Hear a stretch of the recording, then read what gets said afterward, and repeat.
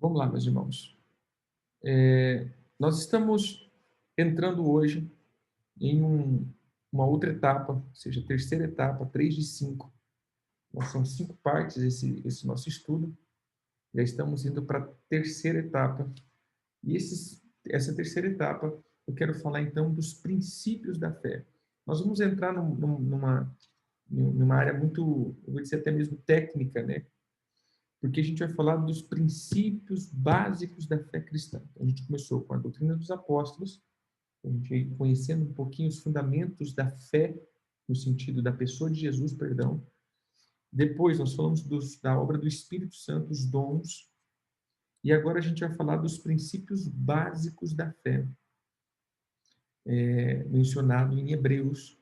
E eu quero pegar cada palavrinha ali para que você entenda o que é esse tipo de pecado. Nós precisamos novamente, eu tenho comentado e falado desde ontem, nós precisamos novamente gerar uma coisa chamada temor no nosso coração. Irmãos, como nós estamos andando sem temor? E aí eu entendi, se não há temor, a presença de Deus vai embora. O princípio de tudo é o temor. E nós não temos mais medo, e não estamos mais temendo a Deus, nós estamos realmente é, é, se lixando para aquilo que Deus pensa. E essa é a palavra. Nós não estamos nos importando com o que Deus pensa. Pelo fato de vermos tanta coisa acontecendo, é falta de temor. Ontem o Senhor me deu essa palavra muito clara. Precisamos ter temor. E só temor com arrependimento. Amém? Vamos lá. Primeiro, o arrependimento como estilo de vida. Esse é o primeiro fator que nós vamos ver aqui. Hebreus 6:1. Por isso, pondo de parte os princípios elementares da doutrina de Cristo, deixamo-nos levar para o que é perfeito, não lançando de novo a base do arrependimento de obras mortas. Então, esse primeiro passo, ou essa primeira questão dos princípios básicos da fé, que nós lemos em Hebreus 6, que ele fala dos princípios elementares da fé. A primeira coisa que ele trata é do arrependimento. Irmãos, o arrependimento, ele tem que ser a base constante da nossa fé. Eu vou dizer isso de novo. Arrependimento tem que ser uma base constante da nossa fé. Eu tenho percebido que nós não estamos mais tendo arrependimento, e esse arrependimento não é só com Deus, é um arrependimento geral. Esses dias, acompanhando algumas coisas, e eu comecei a ver como nós não temos mais o coração de arrependimento. Exemplo, quantos maridos desonram as suas esposas e nunca pediu perdão? Quantas mulheres que desonram seus maridos, fala, humilha, tirando as nossas irmãs que sempre estão com a gente, às vezes nem são santas, pelo amor de Deus, né? Livrai-nos de todo mal, mas quantas vezes, irmãos, a gente vê as irmãs esculhambando geral, fica por isso mesmo, você me ofendeu, nem, eu vou meter os dois pés no teu pescoço e fica por isso mesmo. E até ontem, né, pregando, eu citei esse exemplo. Quantas vezes, irmão, a gente surta, de repente dá uma surtada dentro de casa, a gente fala, xinga, fala um monte de asneira, baboseira, minhoca, denigre, e aí a gente fica o bicudo o dia inteiro, aí vai dormir, aí no outro dia acorda e bom dia, nada tinha acontecido. Não falei nada, não foi nada, como diz aquele mesmo, foi nada, se jogou, foi nada, não foi nada. Então, irmão, quantas vezes nós fazemos isso?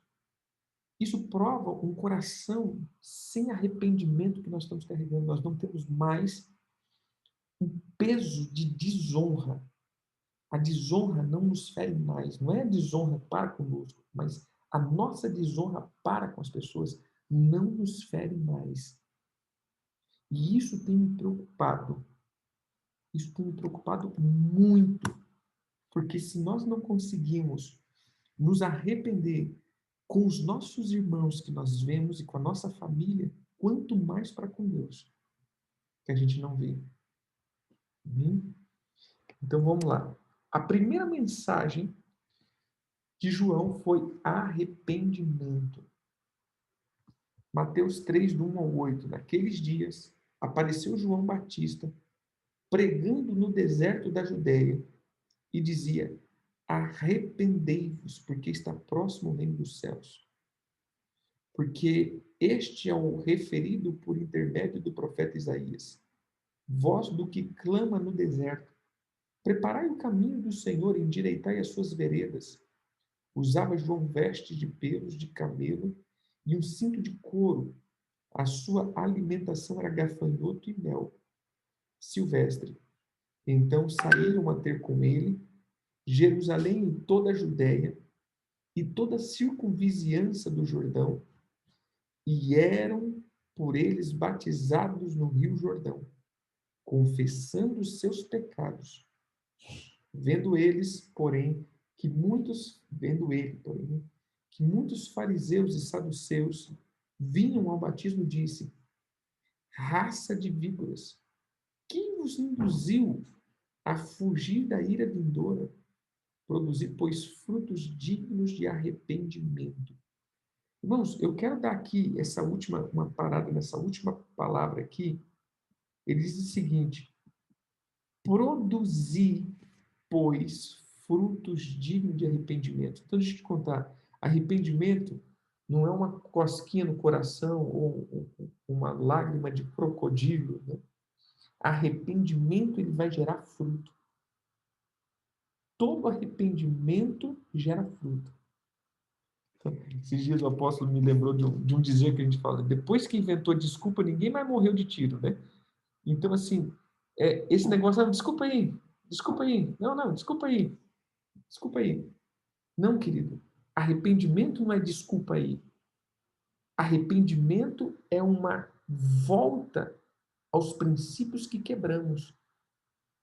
Todo arrependimento, ele vai gerar transformação, e transformação vai gerar fruto. Se você pede desculpa, mas não muda, então você não se arrependeu. Você está aliviando a tua consciência. Todo arrependimento vai gerar fruto. Vai gerar algo visível. O apóstolo Paulo fala várias vezes: se você mentia, se arrependa e não mente mais. Se você furtava, se arrependa e não furte mais. Esse é o fruto do arrependimento. É a transformação e o abandono daquilo que você fazia. Isso era uma questão de Jesus. Ele sempre promoveu o arrependimento quando ele curava. Seja curado, vai e não peques mais. Ou seja, esse é o ato do arrependimento. Vai e não faça mais o que você fez até agora. Porque, como ele disse para aquele paralítico, senão coisas piores acontecerão com você. A primeira mensagem de Jesus também foi arrependimento. Mateus 4,17. Daí por diante, passou Jesus a pregar e a dizer: arrependei-vos, porque está próximo o reino dos céus. Qual foi a mensagem dos 12 apóstolos? Arrependimento. Marcos 6, do 7 ao 13. Chamou Jesus os 12 e passou a enviá-los de dois em dois, dando-lhe autoridade sobre os espíritos imundos. Ordenou que nada levasse para o caminho, exceto um bordão, nem pão, nem alforge, nem dinheiro, que fosse calçado de sandálias e não usasse duas túnicas. E recomendou, quando entrar numa casa, permanecer até vos retirardes do lugar. Se nem em algum lugar não vos receberem, nem vos ouvirem, ao saírem, sacudiu o pó, em testemunho contra eles. Então, saindo eles, pregavam o povo que se arrependesse. Expeliam muitos demônios, curavam numerosos enfermos, ungiam-os com óleo. Irmão, eu pergunto aqui, aonde erramos? Lendo isso daqui, a minha pergunta é, aonde erramos? Eu vou usar um memezinho que eu vi esses dias. Tinha duas imagens, né? Uma em cima e uma embaixo. E a palavra era exatamente essa: aonde erramos? Aí está lá, 1970. Aí tinha 3 motoqueiros barbudo, que esse cara assim, que você fala assim, você é macho. Aí embaixo tinha 2021. 2 homens franzininhos, um do lado do outro, de patinete, né, com aquela feição afeminada. Aí estava lá embaixo, aonde erramos? Entendeu? Então, irmãos, aonde erramos como igreja? Primeira mensagem que nós ouvimos no Novo Testamento, arrependimento. Segunda mensagem que ouvimos depois que João foi preso, Jesus pregando, dizendo arrependimento. Terceira mensagem, depois de Jesus, os apóstolos dizendo arrependimento. Aonde nós estamos errando como igreja? Você já parou para pensar que nós estamos fazendo da igreja um lugar legal? Você já parou para pensar que as conversões que nós estamos buscando são conversões por causa das coisas legais dentro da igreja? A igreja está se tornando atrativa e não confrontativa. A igreja está se tornando um lugar muito, muito bom de se viver e não bom para se morrer. Eu começo a ver quais têm sido as formas que nós temos usado, as formas de evangelização. Eu não estou dizendo que isso é errado, meu irmão, mas isso me aponta para o nível de maturidade cristã que nós estamos vivendo. Como são as nossas formas de evangelismo? Faz um churrasco, vamos jogar um futebol. Aí eu chamo meu vizinho, fazer um churrasco com ele, ele vai lá no meu churrasco. Depois eu chamo ele para um jantar, ele vai lá no jantar. Eu chamo ele para um momento de um grupo onde a gente vai falar pouquinha coisa de Deus e a gente vai conversar bastante. E aí depois de tudo isso, né, tudo isso, esse cara vai falar, rapaz, eu quero ser dessa igreja, porque esse povo é tão legal. Esse povo fala uns negócios legais que dá paz no meu coração. Pronto, a partir de hoje eu sou crente. Mas eu nunca me arrependi dos meus pecados. Foi o que eu falei quando a gente estava fazendo o desligamento do altar da, da idolatria. Quantos veneraram ídolos? Quantos se curvaram e nunca se arrependeram, nunca chegaram para Deus? Deus, eu quero tirar a minha adoração que eu deixei lá nos pés dos ídolos. As adorações que eu fiz, deixando tudo lá, eu quero arrancar isso, eu quero pedir perdão, Senhor. A gente nunca fez isso. Eu não sei se você já teve essa experiência, meu irmão, mas preste atenção aqui. Você já pediu perdão na tua conversão? Foi pedido de perdão ou foi simplesmente a igreja é legal? Nossa, que igreja top, que povo maravilhoso, que povo 100%. A mensagem da cruz sempre vai ser arrependimento. Eu creio que o Senhor da vitória prospera, faz. Nós oramos por isso, nós declaramos isso, nós ensinamos isso. Porém, a mensagem da cruz não é a mensagem triunfalista, é a mensagem de arrependimento. A mensagem do Pentecoste, querido. Veja, a mensagem de João Batista, João que batizava, na verdade, porque Batista não era o sobrenome de João, amém? O João que batizava, ele, ele pregou arrependimento. Depois, nós vamos ver que a mensagem de Jesus, arrependimento. A mensagem dos 12 apóstolos, arrependimento. E a mensagem do começo da igreja, que foi no dia de Pentecoste, Atos 2:38. Respondeu-lhe Pedro: arrependei-vos e cada um de vós sejam batizados em nome de Jesus Cristo para a remissão dos vossos pecados e recebereis o dom do Espírito Santo. Depois, qual foi a mensagem do apóstolo Paulo? Olha a ordem de sequência. Atos 20, 20 e 21. Jamais deixando de vos anunciar coisa alguma proveitosa e de vô-la ensinar publicamente e também de casa em casa, testificando tanto a judeus quanto a grego o arrependimento para com Deus e a fé em nosso Senhor Jesus. E para desfrutar de uma vida cristã verdadeira, é necessário arrependimento. pois nós pecamos e todos nós precisamos da glória de Deus. Romanos 3:23. Uma vez que nós e eles unimos em longo e lamentável registro como pecadores e provamos que somos incapazes de viver a vida gloriosa que Deus deseja para o ser humano. Deus resolveu fazer isso por nós. Não só uma pessoa que não uma só pessoa que não há uma só pessoa que não necessite da obra da cruz. A cruz é o princípio da caminhada cristã. Cruz fala de morte, ou seja, morte do eu. Em outras palavras, esse encontro com a cruz de Cristo se chama arrependimento. Se este fundamento não for devidamente assentado, toda a estrutura de vida estará em perigo sobre a areia movediça do nosso orgulho. Será incapaz de suportar as provações e as tribulações que hão de vir. Em Atos 17:30, o apóstolo Paulo afirma: Ora, não levou Deus em conta o tempo da ignorância, agora, porém, notifica aos homens que todos, em todas as partes, se arrependam. O autor de Hebreus chama isso de a base do arrependimento das obras mortas. Está lá em Hebreus 6:1. A palavra arrependimento é a tradução da palavra grega metanoia, que significa mudança de mente em relação ao pecado, a Deus e ao próximo. Uma expressão que explica muito bem essa palavra é dar meia volta.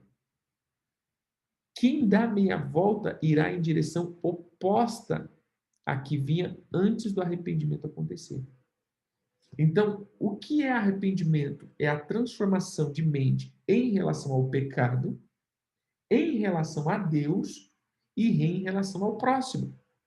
Então, não existe arrependimento sem essas três relações. O que eu penso acerca do pecado, o que eu penso acerca de Deus e o que eu penso acerca do irmão.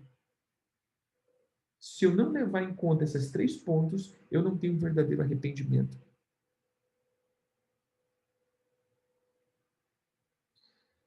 Pois bem, Efésios 4, 25, 29. Por isso, deixando a mentira, fale cada um a verdade com o seu próximo, porque somos membros uns dos outros. Irai-vos e não pequeis. Não se põe o sol sobre a sua ira, nem deis lugar ao diabo. Aquele que furtava, não furte mais, antes trabalhe fazendo com as próprias mãos o que é bom para que tenha com que acudir ao necessitado. Não saia da vossa boca nenhuma palavra torpe, e sim unicamente que for boa para edificação, conforme a necessidade. E assim transmita graça aos que ouvem. A queda produziu no homem uma mente que se rebelou contra Deus. O arrependimento reverte isso. O arrependimento nos leva de volta para Deus, para a comunhão, para a renúncia, para a reconciliação. O apóstolo Paulo nos mostra que é Deus que nos leva ao arrependimento. Romanos 2:4. Ou desprezas as riquezas da sua bondade e tolerância e longanimidade, ignorando que a bondade de Deus é que te conduz ao arrependimento. O arrependimento muda nossa raiz, nossa natureza e, consequentemente, nosso fruto. Então, João, que batizava, chamava isso de frutos dignos do arrependimento. Atos 26, 26 diz assim: porque tudo isto é do conhecimento do Rei, a quem me dirijo com franqueza, pois estou persuadido de que em alguma coisa lhe é oculta. Portanto, nada se passou em algum lugar escondido. Mateus 3:8. Produzi, pois, frutos dignos de arrependimento. Então veja, querido, o arrependimento dessa forma sempre produz mudança. E é impossível arrepender-se sem que esse arrependimento seja acompanhado por uma mudança de atitude. Então medite em três coisas aqui. O arrependimento tem sido um exercício em sua vida? 2. Como eu reajo diante do pecado? E 3, tenho me deparado com a cruz de Cristo diariamente? Veja aqui, irmãos, esses 3 pontos. Como tem sido a base da tua vida cristã? Tua vida cristã, a base dela tem sido o arrependimento? Na verdade, você se arrependeu mesmo da obra que você fazia? Você se arrependeu daquilo que você andou e foi conduzido ao longo do tempo? Quando você se converteu mesmo, você se arrependeu dos teus pecados? Ou você só entrou para a igreja? A tua velha vida te trouxe nojo. A tua velha vida te trouxe ânsia. A tua velha vida te trouxe momentos de pensar o que eu fiz na minha vida, como eu me estraguei. Ou simplesmente você se achava santo, porém no lugar errado, né? Agora você deveria estar na igreja em vez de estar no mundo. O segundo ponto aqui é, como eu falei, quando você peca, desonra, faz alguma coisa, isso te dá um peso no coração e você volta e se arrepende, ou dá um peso no coração e você fica quietinho para passar isso. Né? É como diz a historinha, né? Na vontade de trabalhar, aí eu deito de novo e essa vontade passa, né? Pronto. Então, assim, o que você está fazendo? Quando você peca contra alguém, contra Deus, isso te pesa no coração? Ah, pesa sim, apóstolo. Mas o que você faz? Não, eu só peço perdão para Deus. Não, querido, se você ofendeu o teu irmão, você vai pedir perdão. Ou seja, o arrependimento ele produz fruto. E a cruz de Cristo tem sido um hábito eu ir para ela todos os dias. Então, essa é a tarefa de casa. Medite nisso. Mas viva uma vida de arrependimento. Essa é a mensagem da cruz. Amém?